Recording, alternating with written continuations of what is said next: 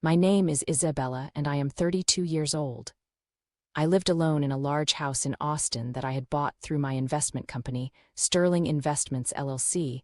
I had worked hard to build that company from nothing, and the house was proof of what I had accomplished. I had a mother who I thought loved me, an older sister named Madison, and 3 nephews aged 15, 12, and 9. Madison had divorced a few years back and was raising the boys on her own in a cramped apartment across town. I saw them occasionally at family gatherings, helped out when I could, but we weren't particularly close.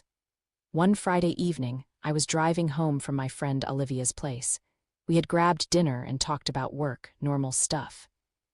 It was around 8 when I pulled into my driveway and saw something that made no sense. My mother, my sister, all 3 nephews, and a mountain of suitcases were piled on my front porch. They were just standing there waiting. When Mom saw my car, she walked down the steps toward me. Finally, she said, "Open the door, Isabella. We've been waiting for almost an hour. Something felt wrong, but they were my family." I walked up to the porch, unlocked the door, and the second that lock clicked open, Madison and the kids rushed past me into the house. "Mom, what the hell?" But Madison was already inside, leading the boys down the hallway. I heard her voice echoing through the rooms. "Okay, guys, this one can be yours. Jacob and Ethan, you and Luke can share this bigger one. We'll rearrange the furniture to fit both your beds." I followed them inside. Madison was opening doors, pointing out rooms like she owned the place. The boys looked confused but excited, dropping their backpacks in what Madison was calling their new rooms. "Madison, stop. What are you doing?" She turned to me with a bright smile, setting us up. "This house is huge, Izzy. Way too big for just you. We need it. Need it. This is my house." Mom came in behind me, closing the door firmly. "Isabella, this house is family property now. You can't keep something this big all to yourself when your sister and nephews are cramped in that tiny apartment with thin walls. It's selfish family property. I bought this house with my own money from my company." Madison walked back toward me, still smiling like this was all perfectly reasonable. "The neighbors complain constantly about the boys being too loud. I feel like a terrible mother, always telling them to be quiet here. They can actually be kids. You understand that, right? I understand that this is my house and you can't just move in without asking me." Mom sighed like I was being difficult. "Isabella, you should be grateful for the opportunity to finally make a meaningful contribution to this family. You've always been so focused on work on yourself. Now you can actually help." Madison nodded enthusiastically. "And since you're at work all day anyway, you should take the smallest bedroom. The one at the back with the poor lighting. You're barely here, so it makes sense." I stared at both of them. "Are you serious right now? You're trying to kick me out of my own bedroom." "We're not kicking you out," Mom said, her voice taking on that tone she used when she wanted me to feel guilty. "We're just making practical decisions. You don't understand how the adult world works, Isabella. Families support each other. You're running away from that responsibility. This is insane. You can't just decide to move into my house." They ignored me completely. Madison started talking to Mom about where they would put the TV, which rooms needed new furniture, whether they should paint the walls. They were planning their takeover right in front of me, treating my protests like background noise. I pulled out my phone, opened it to the dial pad, and started pressing numbers. 911. Madison's head snapped toward me. "What are you doing?" "Calling the police to report intruders in my house who claimed to be family but refused to leave after being warned." Mom reached into her purse and pulled out a key. "My spare house key, the one I had given her months ago. You gave me this key," Mom said calmly, holding it up. "That means you gave me permission to enter this house at any time. This isn't illegal entry, Isabella. This is family." My stomach dropped. I remembered giving her that key. I had been going on a long business trip and Mom had cried, saying she was worried something would happen to me, that I would fall alone in the house and no one would know. I had believed her concern was genuine. Madison pulled out another key from her pocket. "I made a copy of Mom's. We both have access. You can't call us intruders when you literally gave us keys." I looked at both of them and realized this wasn't impulsive. This was planned, calculated. "Next Friday," Mom said, putting the key back in her purse. 9 in the morning, a moving truck will arrive with our furniture and belongings, everything we need to make this house a real family home. And Isabella, if you mention the police again, I will disown you. You'll have no family at all." We need to go pack up the rest of our things. Madison added, finish up at the apartment, give notice to the landlord, we'll be back next week. She herded the boys toward the door. They looked excited, talking about their new rooms, completely unaware of what was actually happening. Mom paused at the door. This is for the best, Isabella, you'll see that eventually. Then they were gone. I stood in the hallway for a long time thinking, then something occurred to me. If they had keys, why didn't they just let themselves in? Why wait for me to open the door? I walked outside to the porch and looked up. There above the door was my old security camera. It had been there for years, capturing anyone who came to the front door. They knew about that camera. I went back inside and thought through what had just happened. They waited for me to open the door. They made me unlock it, made me let them in. On camera, it would look like I invited them, like I opened my home to family willingly. If I called the police now, Mom could show them the recording. Could say this was just a family dispute, that I had let them in myself, that we were just arguing about living arrangements. The spare key would support her story. Permission to enter, invitation inside, family disagreement. This wasn't just about moving in. This was about legally seizing my property, making it look consensual, making it look like a family decision I had agreed to. Mom had planned this perfectly. The tearful request for a key months ago, the coordinated arrival, the wait for me to open the door, the demonstration of the keys, the threat of dismissal if I involved police. She wasn't trying to move in with me, she was trying to take my house. Monday morning, I was on the phone before 8. First call went to the best 24-hour locksmith in Austin, a guy named Mr. Johnson who had 5-star reviews across the board. I need every lock in my house changed as soon as possible, and I need the best locks you have, not the standard stuff, the best. Second call went to Apex Security. I had a corporate contract with them through my investment company, so they knew me. I need a complete security system installed, top level, everything you've got. Emergency installation will make it happen. Mr. Johnson showed up right on schedule. He was an older guy, professional, didn't ask questions he didn't need answered. He spent 3 hours on that front door alone, installing a completely keyless system with a military-grade numeric keypad. The old brass door handle and keyhole were gone, replaced by a seamless metal panel with a blue-white glow from the keypad in the center. Then he moved to the back door and all the windows, replacing every single lock with special mechanisms that he said couldn't be picked or forced open. These are the same locks they use in high-security government buildings. He told me, you're safer here than most people are in a bank vault. The Apex security team arrived at 2 o'clock in the afternoon for technicians with cases of equipment moving through my house like a well-trained unit. They installed cameras everywhere, inside, outside, covering every angle, high-performance cameras with automatic motion tracking. All the footage uploaded directly to cloud storage that I could access from my phone 24 hours a day. These cameras record sound too, the lead technician explained. Your old camera was video only. These will capture everything. They installed sensors on every door and every window. The technician showed me how they worked. If anyone tries to open a door or window without disarming the system first, a siren goes off loud enough to wake the dead and it automatically calls the police. They'll have units here in minutes. By Wednesday morning, my house was a fortress, but I needed legal backup too. I met with Mr. Mitchell, my lawyer. I had used him for all legal matters since I founded the company, and I trusted him completely. I told him everything. The arrival on Friday, the spare keys, the planned moving truck, Mom's threat of disownment. Mitchell leaned back in his chair, fingers steepled. This isn't a simple family dispute, Isabella. This is malicious invasion and coercion. They used your kindness and guilt to deliberately attempt to seize your property. Can they actually do this legally? Not if you handle it correctly. First, record every conversation from here on out, every phone call, every interaction. Second, gather all official documents proving you own that property outright through your company. Third, the moment they show up on Friday, you call the police. No hesitation, no second chances. You call immediately, they'll say it's just family drama, which is why you need documentation, corporate registration, property records, everything notarized and official. I'll prepare a full packet for you by Thursday. Thursday afternoon, Mitchell's office called. The documents were ready. I picked them up personally.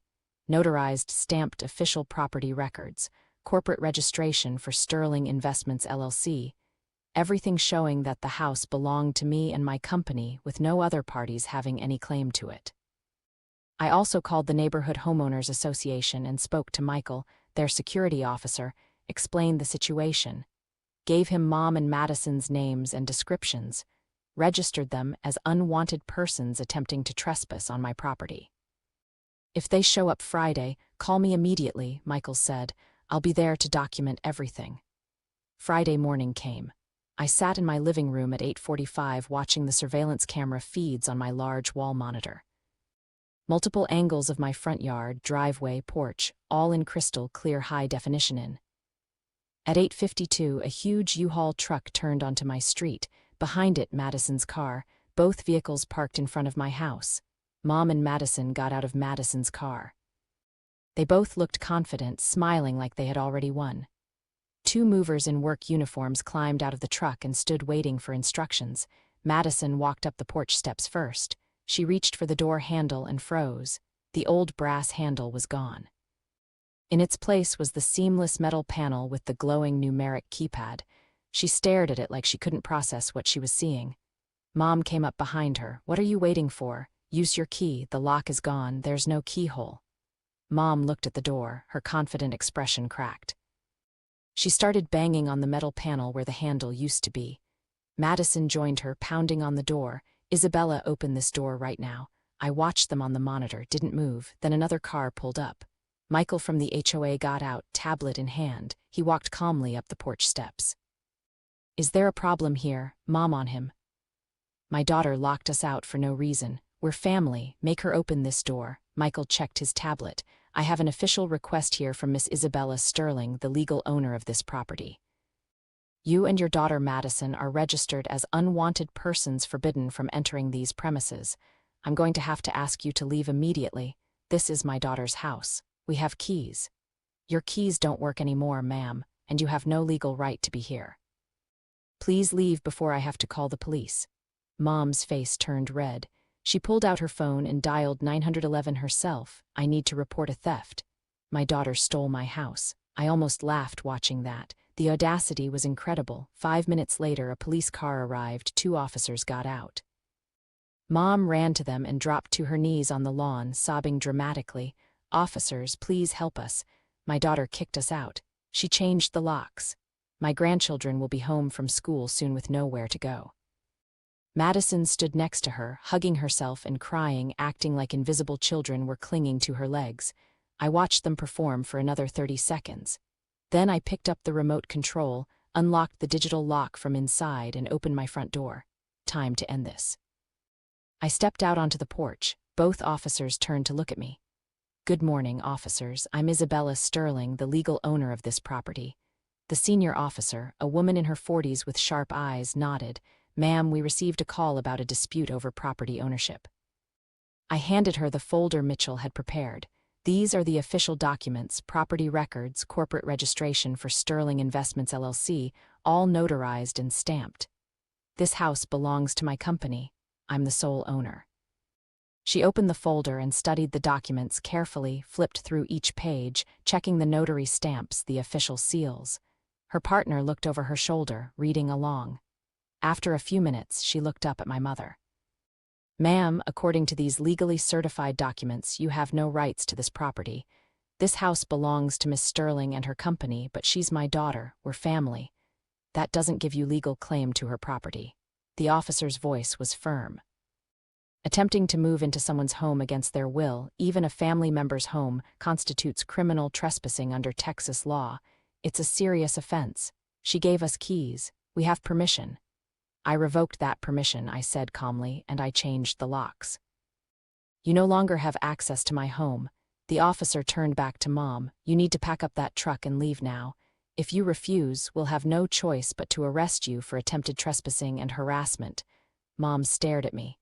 The tears were gone. In their place was pure hatred. Her expression was so filled with rage that I actually took a step back. "You'll regret this," she said quietly. "You'll die alone, Isabella, completely alone." She stood up, brushed off her knees, and walked to Madison's car without another word. Madison scrambled to grab the few bags they had set on the ground, threw them in the car, and hurried after her. The movers didn't need to be told twice. They climbed back in the truck, started the engine, and drove away. Madison's car followed. The officer stayed for another few minutes making notes. The senior officer handed me a card. If they come back, call us immediately. Don't engage, just call. Thank you. Michael from the HOA gave me a nod. I documented everything. If you need my statement for anything, just let me know. After they all left, I went back inside. The house was quiet, safe, still mine. A few days later, I sat in Mitchell's office again, this time to sign an official application for a restraining order against both my mother and Madison. Given their attempt to unlawfully occupy your property and their behavior when confronted by police, a judge will almost certainly approve this, Mitchell said. The order was officially approved 3 days later. That's when my phone exploded, voice messages from Mom. Hysterical screaming, then plaintive sobbing. You've forgotten everything I did to raise you. Everything I sacrificed. You'll die alone in rotten loneliness, Isabella, alone and miserable. Text messages from Madison, long, furious paragraphs. The cancellation fee for those movers was $3,500. You owe me that money, Isabella. You humiliated us. You destroyed our lives. Pay me back. I didn't respond to any of them. Instead, I took screenshots of every call, every message, every voicemail transcript, sent them all to Mitchell as additional evidence. Then, I deleted both their contact information from my phone. Mitchell called me a week later with an update. The incident has spread throughout your neighborhood and among your extended family. The police involvement made a public record. Your mother and Madison are facing significant social consequences. What kind of consequences? They're being rejected by most of the family for their selfish behavior. People are calling them out for trying to steal your house. They're essentially isolated now. Good, there's more. Madison's facing a large fine from U-Haul for the cancellation, and she's under an urgent deadline for eviction from her current apartment. She gave notice to her landlord weeks ago, believing the move to your house was going to happen. Now she has nowhere to go and no time to find a new place. I felt a flicker of something, not quite guilt, but close. Then I remembered them planning which bedroom to give me, the smallest one with poor lighting, treating my home like it was already theirs. The flicker disappeared. That's her problem, not mine, agreed. The restraining order is solid. They can't come within 500 FT of you or your property. If they violate it, they'll be arrested immediately. I thanked him and hung up. Looked around my office at the business I had built, the success I had earned. None of it came from family help. All of it came from my own work. My mother had said I would die alone. Maybe I would, but I would die in my own house, surrounded by things I had earned, without people who saw me as nothing more than a resource to exploit. That sounded pretty good to me. 3 months passed, my life returned to normal, or maybe better than normal.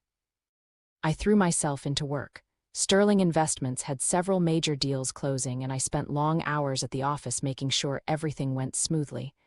My team was solid, the clients were happy, and the money kept flowing in. Success felt even sweeter knowing I had protected what I built. Olivia came over for dinner one Friday night. We sat in my kitchen drinking wine, and she asked the question I knew was coming: have you heard from them at all? No, the restraining order is still active. They can't contact me, but have they tried? I shrugged. Mitchell told me Madison attempted to send a letter through a mutual cousin. The cousin refused to be the middleman. Smart choice on their part. What did the letter say? I don't know. I told the cousin to throw it away without reading it to me. I don't care what Madison has to say. Olivia refilled her wine glass. I heard your mom is telling people you stole her retirement plan. She never had a retirement plan. She had a scheme to take my house. People are talking Izzy in your family, in the neighborhood. It's become this whole thing. Let them talk. Everyone who matters knows the truth. The police know. The HOA knows. Mitchell documented everything. Your aunts and uncles are taking sides. I don't care whose side they're on. They weren't there. They didn't see Mom pull out that spare key like it was some kind of trump card. They didn't hear Madison planning which room to stick me in.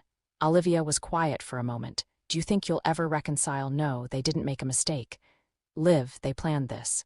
Mom manipulated me into giving her that key months in advance. They coordinated the whole thing, waited for me to open the door so it would look consensual on camera. They were going to take my house, and there was nothing accidental about it. That's fair. I just wanted to make sure you were okay with it. I'm more than okay, I'm relieved. I spent 32 years trying to be a good daughter, a good sister, trying to contribute to the family. And the moment I had something valuable, they tried to take it. That tells me everything I need to know about who they really are. A week later, I ran into one of my cousins at the grocery store. Rachel from my dad's side of the family. She had always been decent to me, never involved in the drama. Isabella. Hey, I've been meaning to call you. Hey, Rachel, what's up? She glanced around like she didn't want anyone to overhear. Your mom and Madison are in bad shape financially, did you know? I know about the U-Haul fine and Madison's eviction situation. It's worse than that now. Madison couldn't find an apartment in time. She had to move in with your mom temporarily, but your mom's place is tiny. Barely enough room for 2 people, and now there are 5 of them crammed in there. I felt nothing hearing that. No sympathy, no guilt, just a mild interest in the karma of it all. The boys are miserable, Rachel continued. 3 teenagers in a 2-bedroom apartment with thin walls. The neighbors are complaining even more than they did at Madison's old place. That's unfortunate for them. Rachel looked at me carefully. You really don't care, do you? They tried to steal my house, Rachel. They had a moving truck ready to go. If I hadn't changed those locks, they would be living in my home right now, and I would be the one crammed into the smallest room. So no, I don't care that their plan backfired, she nodded slowly. I get it. I just wanted you to know that people in the family understand what really happened. Not everyone is on their side. I appreciate that, but I'm done with family politics. I'm done with all of it. Can't blame you there. That conversation stuck with me for a few days. Part of me wondered if I should feel guilty. They were family after all. Mom had raised me. Madison was my sister. But then I remembered that look of hatred on Mom's face when the police made them leave. The venom in her voice when she said I would die alone. The entitlement in Madison's texts demanding I pay her cancellation fees. They had never seen me as a person, just as a resource. Someone was something they wanted. I thought about those nephews, too, the 3 boys I barely knew.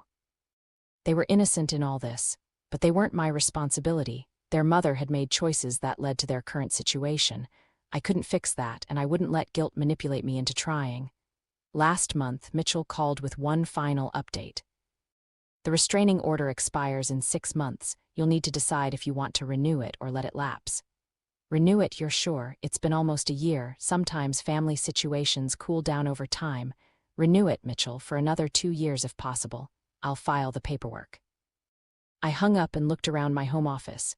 The house was quiet except for the soft hum of my computer. Sunlight streamed through the windows. Everything was exactly where I wanted it.